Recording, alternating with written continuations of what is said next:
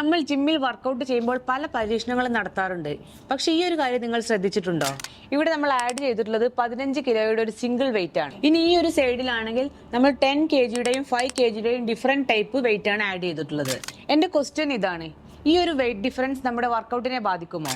സാങ്കേതികമായിട്ട് wait തുല്യമാണെങ്കിലും നമ്മൾ ബാറിൽ add ചെയ്തിട്ടുള്ള വെയിറ്റ് വ്യത്യസ്തമാണ്. വലിയ പ്ലേറ്റുകൾ ഇരിക്കുന്ന ഭാഗത്ത് സെന്റർ ഓഫ് ഗ്രാവിറ്റിയിൽ വ്യത്യാസം വരും. ഇത് ബാറിന്റെ ബാലൻസിനെ ബാധിക്കും. അതായത് നമ്മുടെ സ്റ്റെബിലൈസർ മസിൽസ് അനാവശ്യമായി കൂടുതൽ പണിയെടുക്കേണ്ടതായി വരും. ഇത് മസിൽ ഇംബാലൻസിനും പരിക്കുകൾക്കും കാരണമായേക്കാം.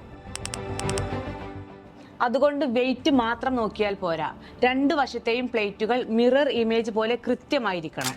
എങ്കിൽ മാത്രമേ നമുക്ക് റിസൾട്ട് ഉണ്ടാകൂ. നമ്മൾ ഓർക്കേണ്ടത് ഹാർഡ് വർക്ക് മാത്രം പോരാ, കൃത്യമായ അറിവും വർക്കൗട്ടിൽ നിർബന്ധമാണ്. ഇതുപോലെയുള്ള ചെറിയ കാര്യങ്ങൾ ശ്രദ്ധിച്ചു കഴിഞ്ഞാൽ നമുക്ക് വലിയ റിസൾട്ട് നൽകും. കൂടുതൽ ഫിറ്റ്നസ് ടിപ്പിനായി ഇപ്പോൾ തന്നെ സബ്സ്ക്രൈബ് ചെയ്യൂ.